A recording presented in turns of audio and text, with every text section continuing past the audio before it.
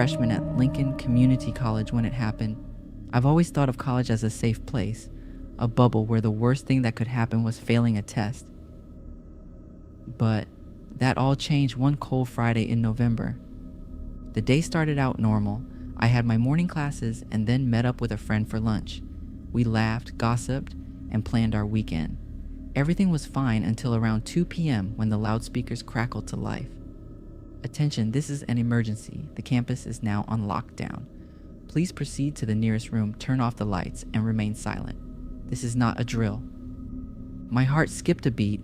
I was in the library, the farthest corner where the study rooms are. I remember the librarian's face going pale as she quickly ushered us into a small storage room in the back. There were about 8 of us in there, crammed together with books and supplies. We did as we were told. Lights off, phones on silent. The air was thick with fear. You could almost hear the collective pounding of our hearts. I pulled out my phone, my hands trembling as I typed a message to my friend, Jessica, who was in another building. "Are you okay? What's going on?" It took a few minutes, but she replied, "I'm hiding in the chem lab. I can hear footsteps outside. It's so creepy." That was when the real fear set in. Someone was out there, moving between the locked doors, trying to get in. I tried to keep my breathing steady, but every little noise made me jump. Time seemed to stretch endlessly. We were in that dark room for hours, the silence only broken by the occasional muffled sob or the buzz of a phone vibrating with a new message. I kept checking for updates, hoping for good news, but all we got were vague reports about an unknown individual on campus with a weapon. The worst part was the not knowing. Who was out there? What did they want? Were they close? Every creak of the floor, every distant sound sent a new wave of panic through me. My imagination ran wild with images of what could be happening just outside that door. Then came Jessica's next text. "They're getting closer. I'm so scared." I felt like I was going to throw up. I wanted to do something, anything, but we were helpless, just sitting ducks in that dark room. We didn't even know if the police were on their way. Another hour passed before the sound of sirens filled the air. There was a flurry of activity, shouting, and then silence. It was the kind of silence that felt too heavy, too complete. We stayed put, afraid to even breathe too loudly. Finally, the door to our room creaked open, and the librarian's voice, shaking, told us it was safe to come out. My legs were numb as I stood up, my whole body trembling from the adrenaline that had nowhere to go. We emerged into a library that felt strangely foreign, like it wasn't the same place we'd entered earlier that day. Police officers were everywhere, guiding us out of the building. I found Jessica outside, pale and shaking, but unharmed. We hugged each other tightly, neither of us saying a word. Later, we learned the truth. The person moving around the campus wasn't a random attacker. It was David, a staff member who'd been fired the week before. He had lost it and come back with a gun, looking for revenge. By the time the police arrived, he had been pacing the campus, trying to find his former bosses. Thankfully, he hadn't hurt anyone, but the tension had been unbearable.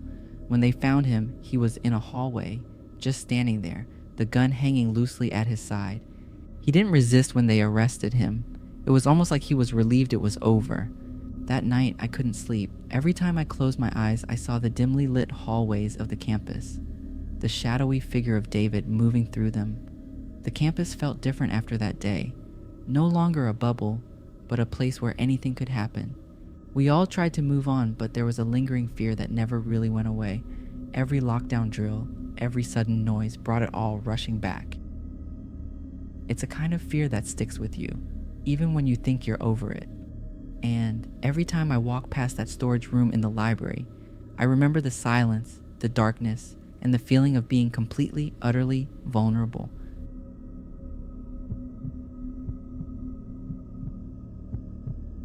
My name is Mark, and I was a senior at Grandview College when the lockdown happened. It started out like any other day. I had a few classes in the morning, grabbed lunch with some friends, and then we headed to the student center to hang out before our afternoon lectures. We were just lounging around talking about weekend plans when the loudspeaker crackled to life. "Attention, this is a lockdown. Please secure yourself in the nearest room, turn off the lights, and remain silent. This is not a drill." The air was instantly thick with tension. My friends and I exchanged uneasy glances before the realization hit. This was real. We scrambled to find a place to hide, our hearts pounding in sync with the adrenaline surging through us. We ended up in a small office at the back of the student center. The room was dark, cramped, and stifling, but it felt like the safest place in the world compared to the unknown danger lurking outside.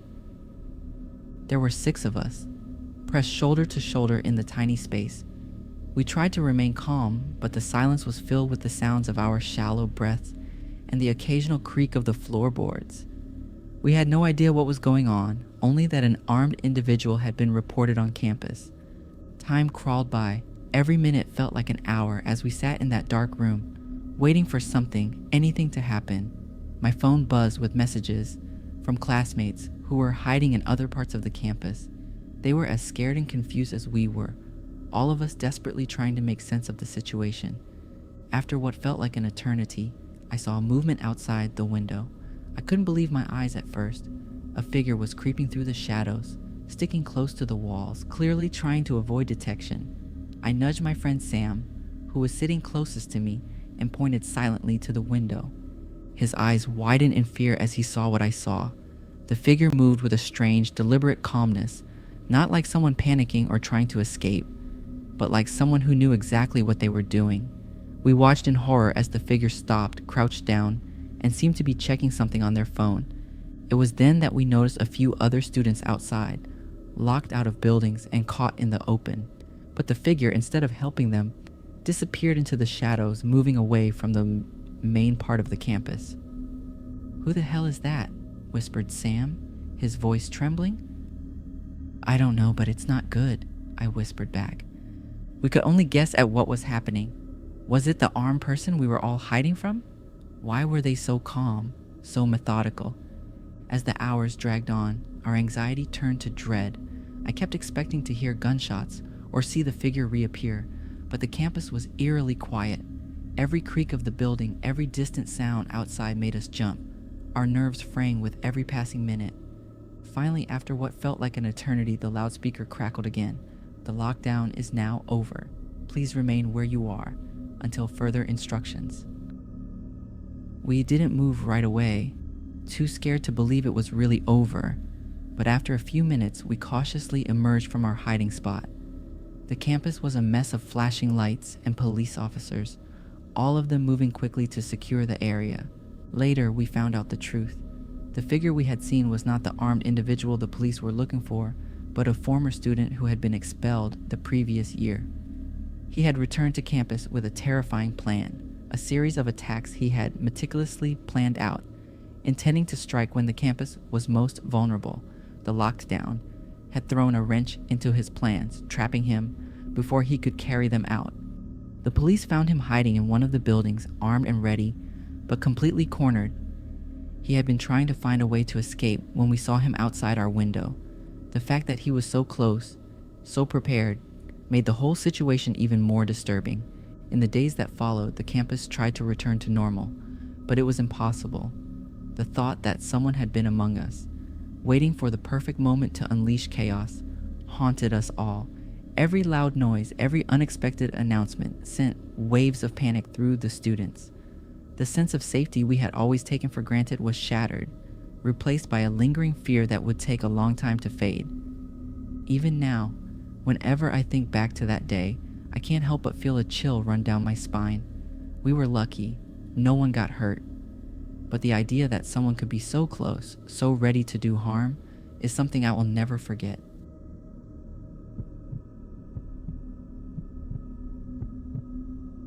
The day started like any other. It was a typical Wednesday morning at Central High School, and I was sitting in the art room with my friends Emily and Rachel, working on a project. We had no idea that the day would take a turn for the worst. Just as we were putting the finishing touches on our paintings, the intercom crackled to life. "Attention, students and staff. We are now in lockdown. This is not a drill. Please barricade yourself in the nearest classroom, turn off the lights, and remain silent." My heart dropped. Lockdowns weren't unheard of, but the announcement made it clear that this one was serious. Mr. Andrews, our art teacher, quickly sprang into action. He motioned for us to push the tables against the door, stacking chairs to create a barrier. We turned off the lights and huddled in the corner, trying to keep our breathing quiet.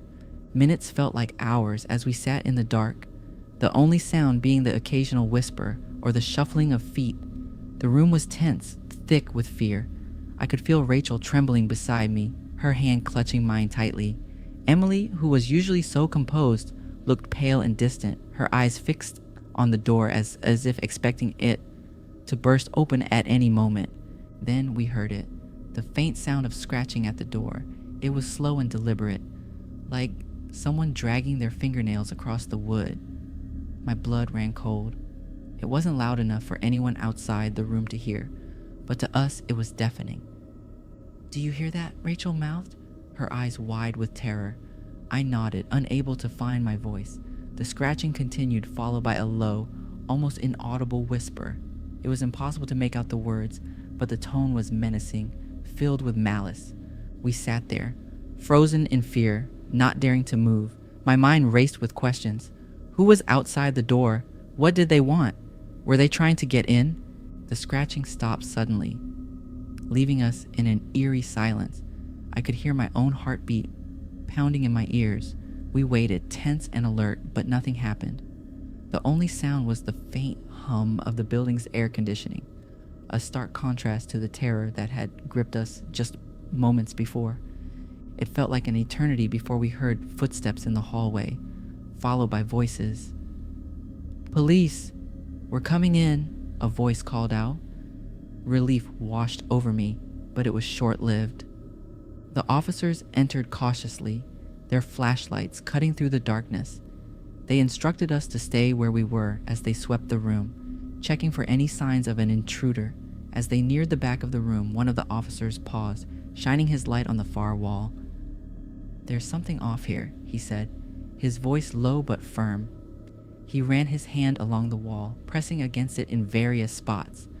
Then, with a firm push, the wall gave way, revealing a hidden door. A collective gasp filled the room. Behind the false wall was a small, cramped space, barely large enough for a person to fit. The officer shone his light inside, revealing a makeshift bed, some empty food wrappers, and a knife lying on the floor. My stomach turned as the realization hit me. Someone had been hiding in there the whole time, watching us, just waiting for the right moment to strike. The police quickly secured the area, and we were escorted out of the building. As we stepped outside into the daylight, what had just happened began to sink in. The man they found hiding in the room was a former student, someone who had been bullied and ostracized years ago. He had returned, harboring a deep grudge, and had planned to take revenge on those he believed had wronged him. I couldn't shake the thought of how close we had come to a tragedy. The hidden room had been just a few feet away from where we were sitting, oblivious to the danger lurking nearby. The thought that we had been in the same room as that man, that we had heard his scratching and whispering, was enough to make my skin crawl. In the days that followed, the school tried to return to normal, but things were never quite the same. The lockdown had left a scar, a reminder of the darkness that had nearly consumed us. Even now, I can't walk into that art room without feeling a chill, knowing what was hidden behind that wall. The fear and paranoia linger, a constant reminder that safety is an illusion and that sometimes the real monsters are the ones we least expect.